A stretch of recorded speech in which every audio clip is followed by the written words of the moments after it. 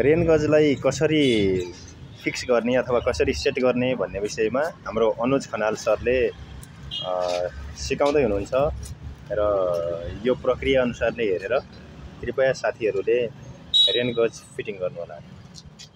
ल अब हजुरहरूले पहिला त यो बिग्रेको रेन गजलाई पहिला त निकाल्नु पर्यो। निकाल्नको लागि हानेर तीनैपट्टि चाहिँ यस्तो स्क्रू जस्तो राखेको छ। अलिकति टाइट छ भने तपाईहरुले चाहिँ त्यो प्लायरको युज पनि गर्न सक्नुहुन्छ। अहिले चाहिँ खासै टाइट नभएर मैले हातले थोरै खोलेँ। यसलाई पुरै निकाल्न जरुरी छैन, हल्का लुज गराउनु पर्यो।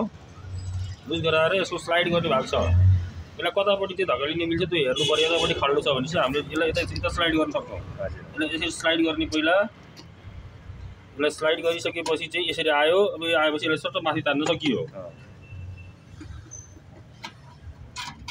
यसरी माथि आउने भयो। अब चाहिँ पुरानो तपाईहरु फेर्दै हुनुहुन्छ भने तपाईको हेरी हानेर एउटा तारको कनेक्सन हुन्छ। यो पोइन्टमा चाहिँ दुईटा तारको दुईटा या तीनटा तारको कतिवटा कनेक्सन छ, पुरा त्यो कनेक्सनलाई छुटाउनु पर्यो। छुटाइसकेपछि त्यो तार तल जान्छ, यो यतिकै बसिहाल्यो। अब यसलाई चाहिँ तपाईले खोल्दाखेरि हानेर चाहिँ तीनैपट्टि तीनटा एडजस्टेबल के रे यो नटहरु छन्, यिनीहरुलाई चाहिँ पहिला अब खोल्नु पर्यो। टाइट भएकोलाई लुज गर्नु पर्यो र यसलाई सरलकै बाहिर आइहाल्छ। यसमा तारको जोइन्ट छैन। अब तपाईले यसलाई भएमा राख्न सक्नुभयो। अब तपाईले फेरि नयाँ हाल्दै हुनुहुन्छ। अब नयाँ ल्याएर फेरि हाल्नु पर्यो। नयाँ राखिसकेपछि यसको माथितिर चाहिँ देखाउनुस् त हजुर। यहाँ माथितिर एउटा बबल छ। यो चाहिँ हजुरको यहाँनेर वाटर बबल छ। यो बबललाई चाहिँ तलको यो तीनवटा नटको सहायताले यसलाई बीचमा सेन्टरमा ल्याएर कस्नु पर्यो।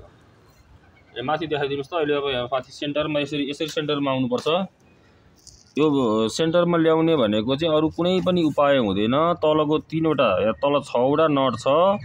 हजुरले यो 6वटा नटलाई पालै कसेर कतापट्टि कोल्टाउने कतापट्टि ढल्काउने, यसरी ढल्किरहन्छ। यो त तपाईको एकपट्टि कस्नु भयो भने एकपट्टि कसिरहेको छ, एकपट्टि गइरहेको छ। अब यसलाई कसरी गर्दाखेरि चाहिँ कुन नट कस्दाखेरि यो बीचमा आउँछ भन्ने हिसाबले चाहिँ पहिला यसलाई फिक्स गर्नु पर्यो।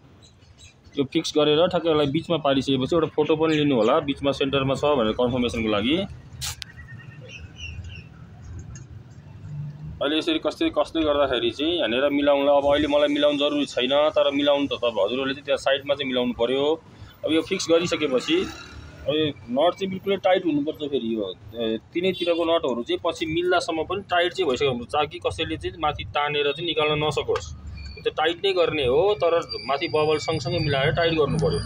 अब यो टाइट भइसकेपछि अब हजुरको पुरानो कनेक्सन है, हजुरले पहिला एउटा फोटो खिच्नु भएको थियो होला अघि, सायद फोटो खिच्नु पर्यो पहिला सुरुमा निकाल्ने बेलामा।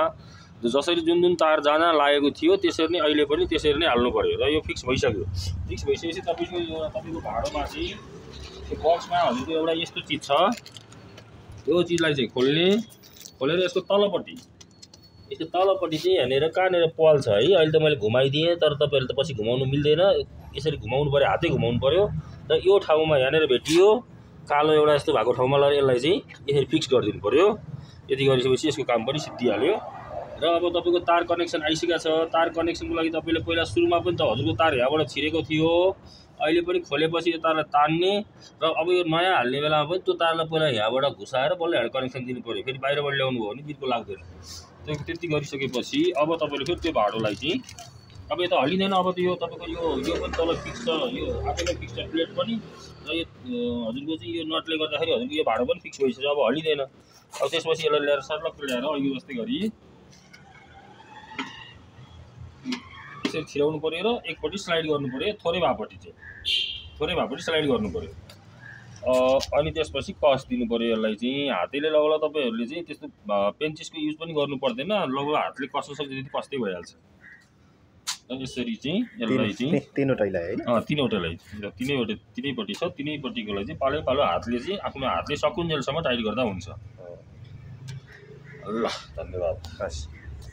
धन्यवाद सर हजुरलाई पनि। अब यस प्रक्रिया चाहिँ सबै बुझाउनु भएको छ। अब साथीहरूले पक्कै पनि यसलाई हेरेर यो चिज चाहिँ यसमा हाल्ने चिज पनि हो है। यो बाइचान्स हामीले तपाईहरुलाई पठाउँदाखेरि यो चिज चाहिँ यसरी अब बाहिर झरिरहेको, यसको पलमा नछिरेको यसरी बसिरहेको, अथवा यो चिज यहाँ नभएर बक्समै पनि भएको पनि हुन सक्ने भयो। त्यो हो भने यसलाई निकाल्ने अथवा यही छ भने यसलाई सिधा राख्नु पर्यो। यहाँ एउटा पल छ, पलमा यो घुसाउनु पर्यो, यसलाई राखिदिनु पर्यो। यो चाहिँ खासै त्यस्तो टाइट हुने दायाँ केही हुने त्यस्तो गर्नु पर्दैन। सिर्फ यो चाहिँ पलमा चाहिँ छिरे भयो, यति चाहिँ गर्नु पर्यो। हस् सर, हस् धन्यवाद सर।